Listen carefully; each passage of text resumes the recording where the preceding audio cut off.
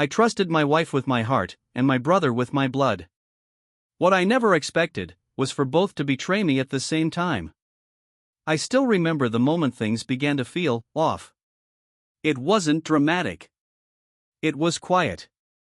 Subtle. The kind of shift you don't notice at first, like the temperature dropping just before a storm. My name's Eric Blake. 36. Born and raised in Portland, Oregon. Married to Hannah for 9 years. No kids, we were still thinking about it. Or so I thought.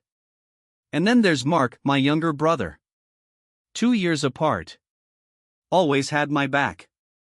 Until he didn't. It started one weekend when Mark came to stay with us.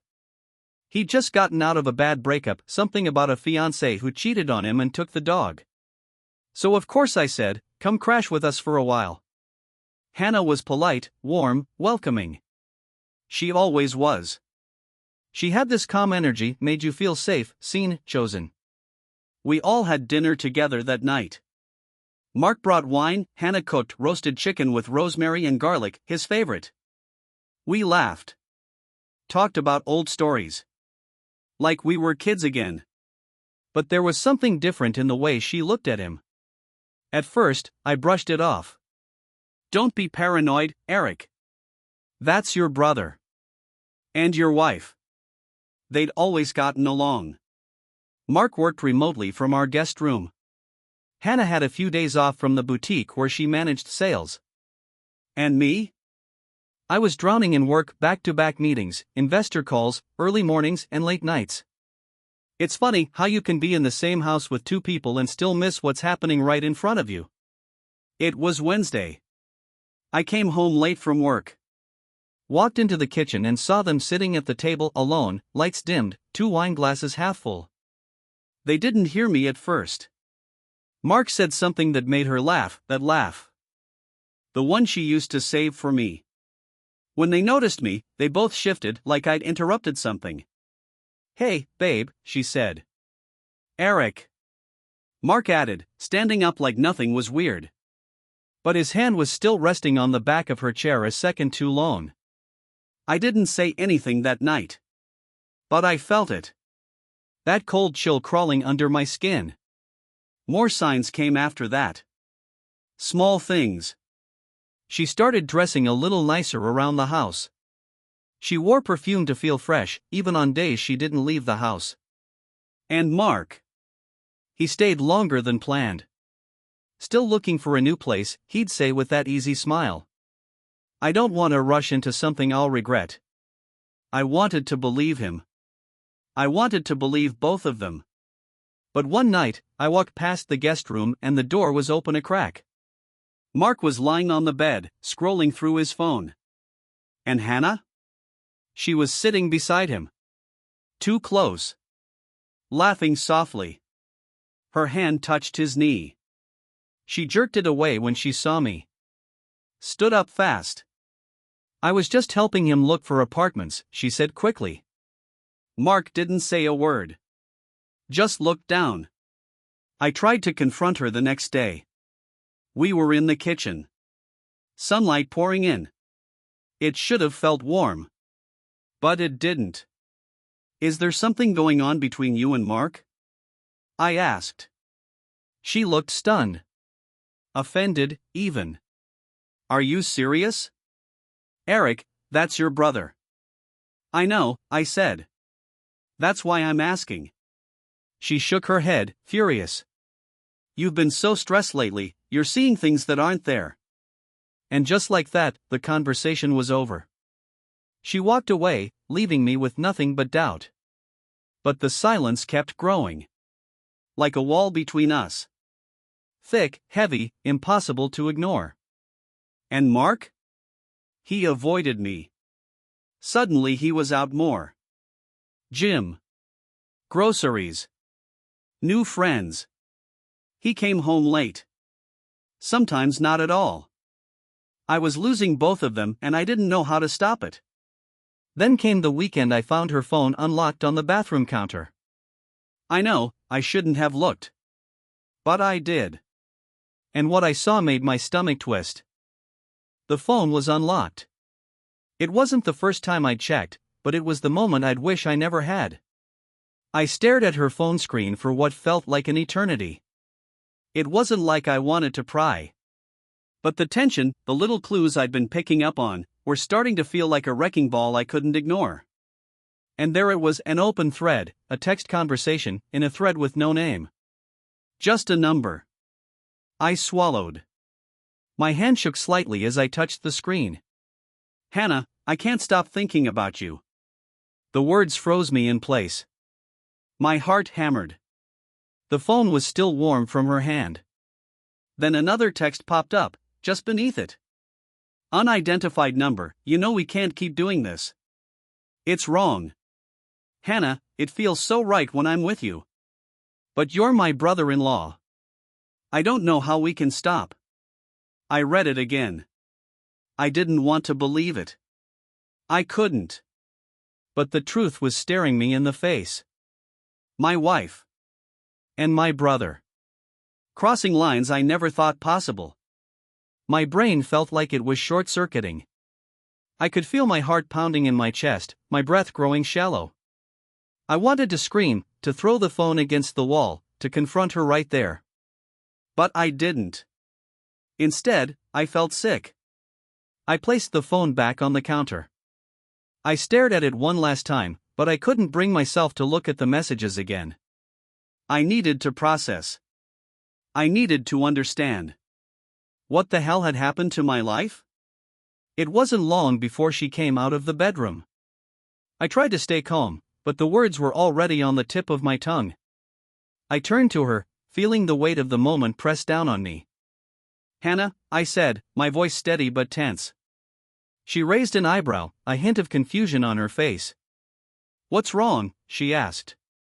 I could barely look at her. I didn't know if I could say it out loud.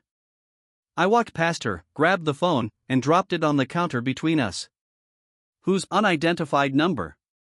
I asked, my voice quiet but cutting. Her eyes widened. Her lips parted, but no words came out.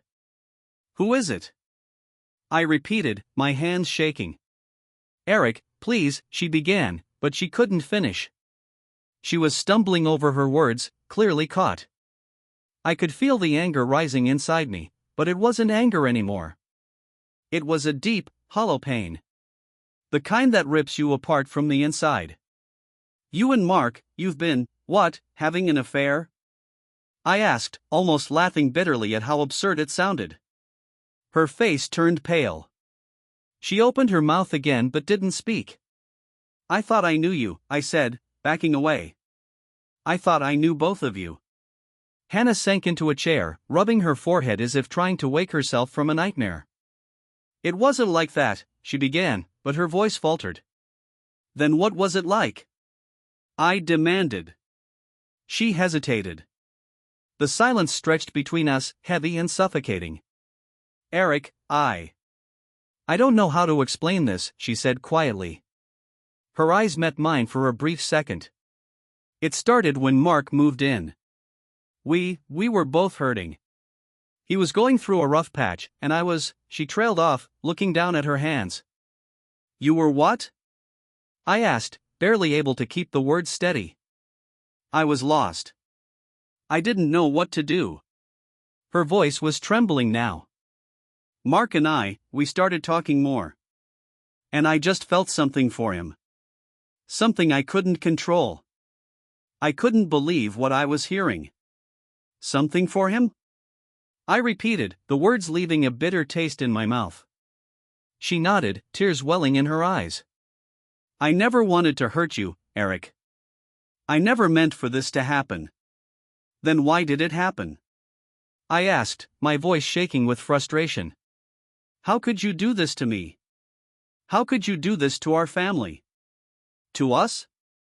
"I didn't want to," she whispered, almost in a confession. "I didn't know how to stop once it started. And I didn't know how to tell you. It's been eating me alive." I stood there, stunned. I had no words left. The betrayal was so deep, so consuming, that it felt like my chest was caving in. "Mark," I whispered, my throat tight. What about him? Hannah's eyes flickered, and she lowered her head. He felt the same way. He was just as confused as I was. We didn't want to hurt you, but we didn't know what we were doing. The room felt colder now. The weight of their actions, their betrayal, was suffocating me. You did hurt me, I said quietly. You hurt me more than I ever thought was possible. I couldn't stand there any longer. I needed to get out. But where could I go? What could I do when everything I'd built, everything I believed in, was a lie?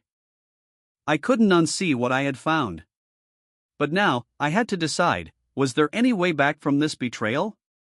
The silence after the confrontation was deafening. Hannah had broken down completely. She cried, begging for my forgiveness, saying she didn't know how it had gone so far. I didn't know how to respond to her. The anger was still boiling inside me, but now there was something deeper, something heavier. Betrayal. It wasn't just her betrayal. It wasn't just Mark's. It was my own betrayal of myself. Because I allowed this to happen. I trusted them both. I let my guard down, thinking that blood meant something more than just a name. I couldn't stay in that house. Not anymore. I grabbed my keys and walked out. Hannah tried to stop me. Eric, please. Don't go. Please, we can fix this. But I couldn't look at her. Not after what she had done. Not after the lies that had been so carefully hidden for months. I drove aimlessly. My thoughts were a blur. I didn't even know where I was heading, but I had to get away. I needed space to breathe. It felt like the world was crumbling around me. Like I was suffocating in a life that had once felt perfect, but now felt like a trap. I ended up at John's bar. John was an old friend, someone I could trust. He was the kind of guy who'd listen without judgment, a rare find. I didn't call ahead. I just showed up, walked straight to the back booth, and sat down, burying my face in my hands. The bartender, Rachel, walked over, her eyes filled with concern. Eric, you good? I didn't answer. I just nodded. Rachel was always kind, but she was a little too perceptive. She sat across from me. You want to talk about it? I shook my head. I couldn't. Not yet. But I knew one thing. I wasn't ready to go home. Not yet. Not until I figured out what I was going to do next. I should have let the night end quietly. I should have gone home. Tried to sleep, or something. But I didn't. Instead, my phone rang. The name on the screen made my blood run cold. It was Mark. My brother. The man I had trusted with everything. The man who'd just shattered everything I believed in. I didn't pick up. But he kept calling. Finally, after the fourth call, I answered. I wasn't sure what I was expecting. I wasn't even sure I wanted to hear what he had to say. Eric, listen, man, his voice was shaky, filled with guilt. I didn't want this. You have to understand. We never meant for it to go this far. I almost hung up. But something inside me snapped, and I couldn't.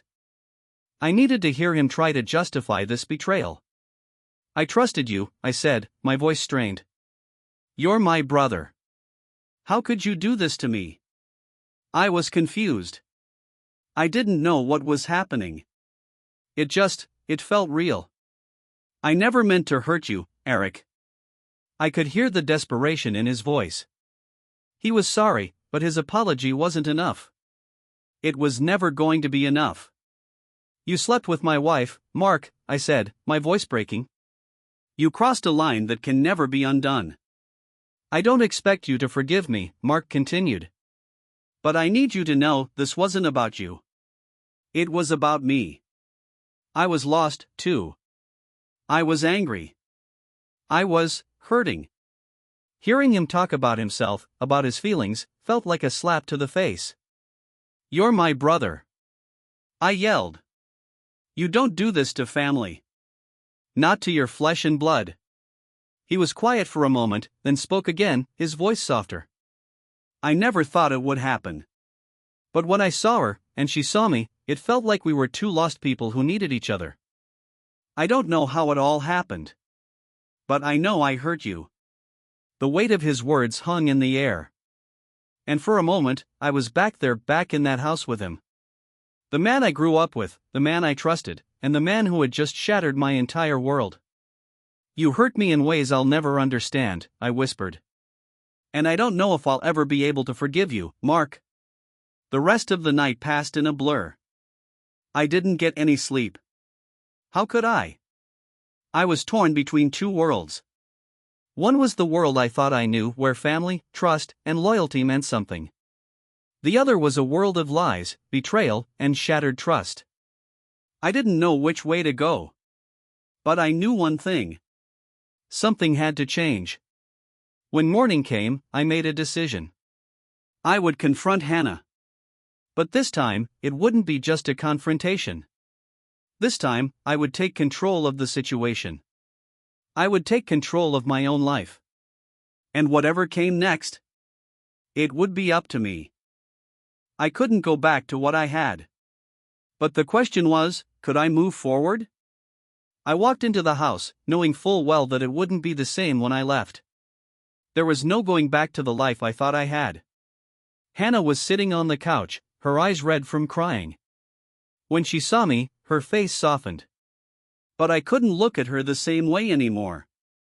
Not after everything. You came back, she whispered, standing up. I thought you were gone for good. I should have left, I said, my voice colder than I intended. But I didn't. I'm here. And we need to talk. Hannah hesitated, then nodded. I'm sorry, Eric. I truly am. I never meant to hurt you. Please, just hear me out. No, I cut her off. You don't get to explain this away. What happened between you and Mark, it wasn't some mistake. It wasn't a moment of weakness. You chose to betray me. She winced, as if my words struck her physically. I never wanted it to happen like this, she said, her voice breaking. I was lost. And when he was there for me, I felt seen, Eric. I felt something I hadn't felt in so long. I stared at her, feeling a lump form in my throat. That's your excuse? Because you felt seen? I laughed bitterly, shaking my head. What about me, Hannah? What about us? I've ruined everything, haven't I? She whispered, tears streaming down her face. I never meant for it to go this far. I love you, Eric. But I don't know what happened to me. I don't know why I did it. I paced around the living room, unable to contain the whirlwind inside me.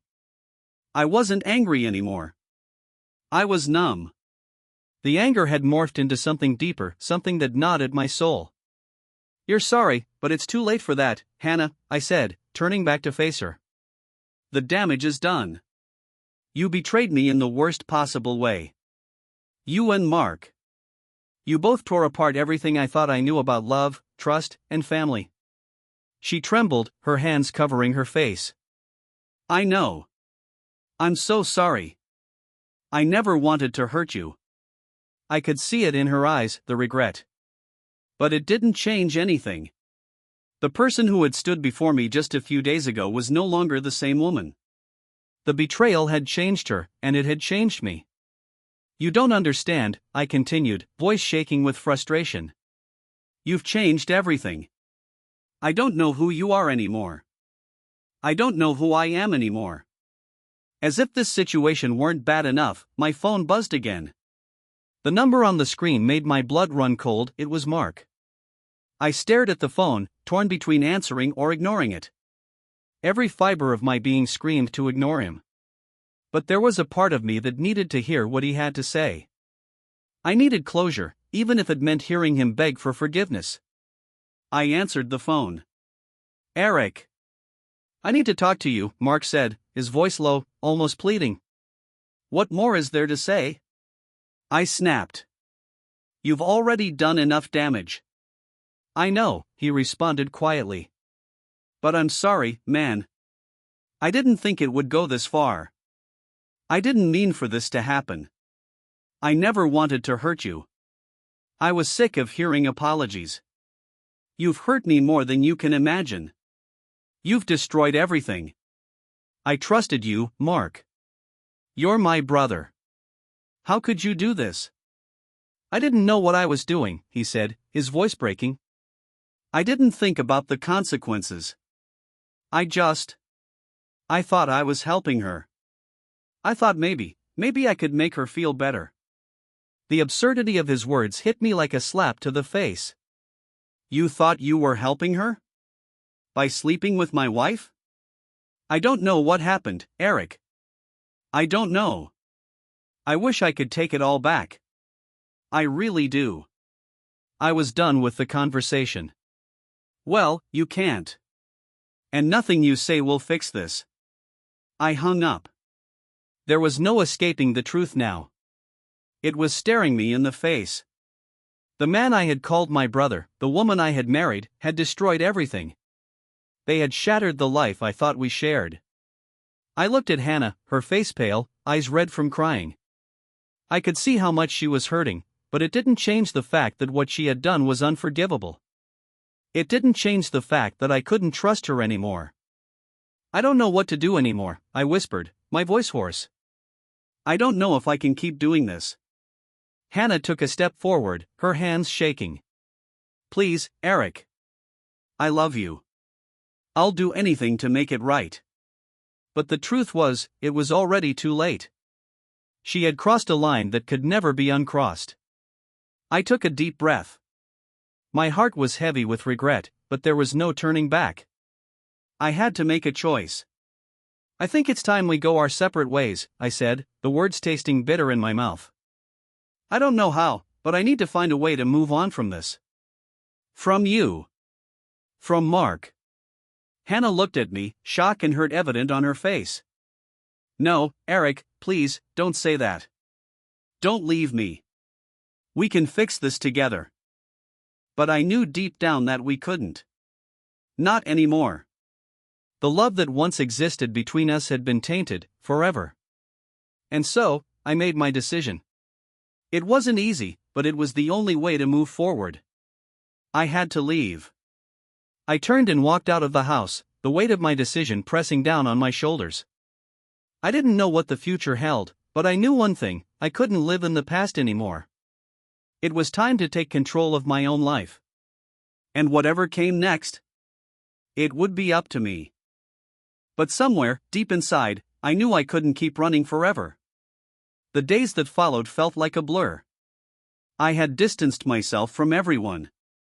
Mark, Hannah, hell, even my closest friends no longer existed in my world. I wasn't angry anymore. I had been, but I was beyond that now. I was numb. I didn't feel much of anything. I spent countless hours on the couch, trying to occupy my mind with anything that didn't involve them.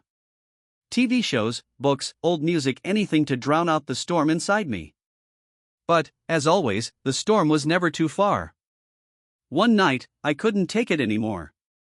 I picked up my phone, scrolling through contacts, wondering if I should call anyone. My fingers hovered over Mark's name. I debated whether I should reach out, hear his apology for the millionth time. I couldn't bear it. I couldn't hear it. So, instead, I called Hannah. My wife. Or at least, she had been. Eric, she answered, voice shaky. I wasn't sure if it was because of guilt, or fear, or both. Where are you? I asked, my voice tight, restrained. I'm at Mom's, she replied, her voice barely above a whisper. Good. Stay there. I hung up before she could say another word. I didn't need to hear any more excuses. Not from her. Not from anyone. The next morning, I decided to do something I had been avoiding, face the consequences.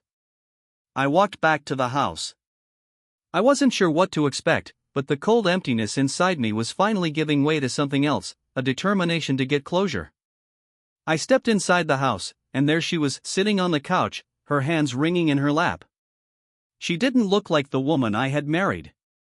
She didn't look like the woman I'd known for years. "You came back," she said quietly, her voice trembling. I didn't answer right away. I just stood there, looking at her. For a moment, the whole world seemed to disappear. But then the weight of everything hit me all at once, the betrayal, the anger, the sadness. "Why?" I finally asked. The question sounded so simple, but the hurt behind it was so much deeper. Hannah met my gaze, her eyes red-rimmed. I don't know," she whispered. "It wasn't supposed to happen like this. I was lost. And I made a horrible mistake." A cold laugh escaped me. "A mistake? You call it a mistake?" "I didn't mean to hurt you, Eric," she said, her voice breaking. "I love you. I do. But, it just happened." "Just happened?" I repeated.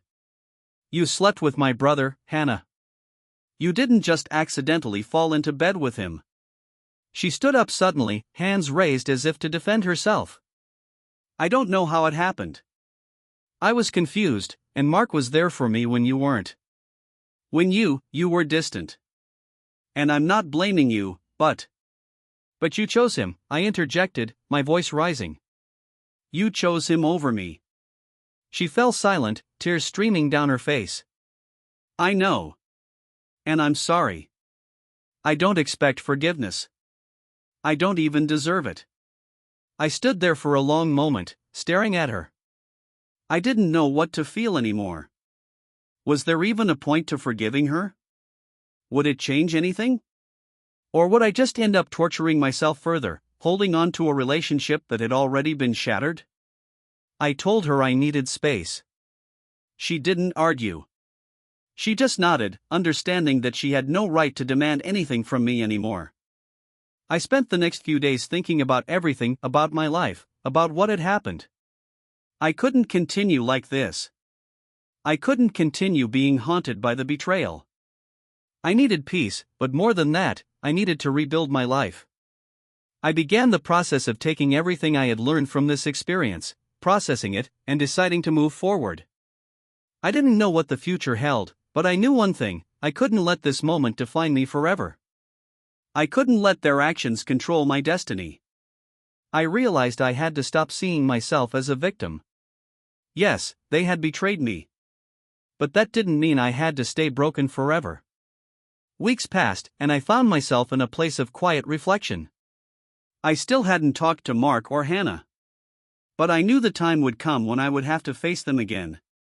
When I would have to confront the damage they'd done, not just to me, but to everyone around us. But, for now, I needed to focus on myself. I started taking up new hobbies, things I had abandoned years ago. I went to the gym again, began reading more books, and even took short trips by myself. It was small, but it was progress. I could feel my strength returning, bit by bit. It wasn't easy. Every now and then, the ghost of what had happened would rear its head. But I refused to let it consume me. It was time to make a decision about my life, about my future, and about the family I once thought I knew. Months had passed, and life had started to feel normal again. Or as normal as it could after everything that had happened. I had come a long way, but I still wasn't sure I was ready to forgive, not completely.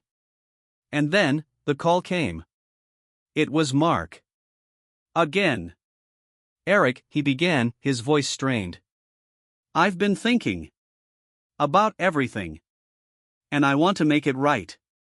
I know I can't undo what I did, but I need you to know. I never wanted to hurt you. I was confused. I made a huge mistake." I felt that old anger flare up again, but this time, it was different. This time, it didn't consume me. This time, I had control. "You can't fix this, Mark," I said, my voice calm but firm. "You can't fix what you broke. What's done is done." "I know," he replied. "But if there's any chance of salvaging what's left, I want to try. I want to make things right. With you." I paused for a moment, reflecting on his words. Then I spoke. "I'd been thinking about it too. But you can't just fix things with words. Not this time. I know that. But I'm here. And I'm sorry. I'll always be sorry for what happened. The finality in his voice was undeniable. Goodbye, Mark, I said softly. I hope you find your peace. But I can't be a part of this anymore.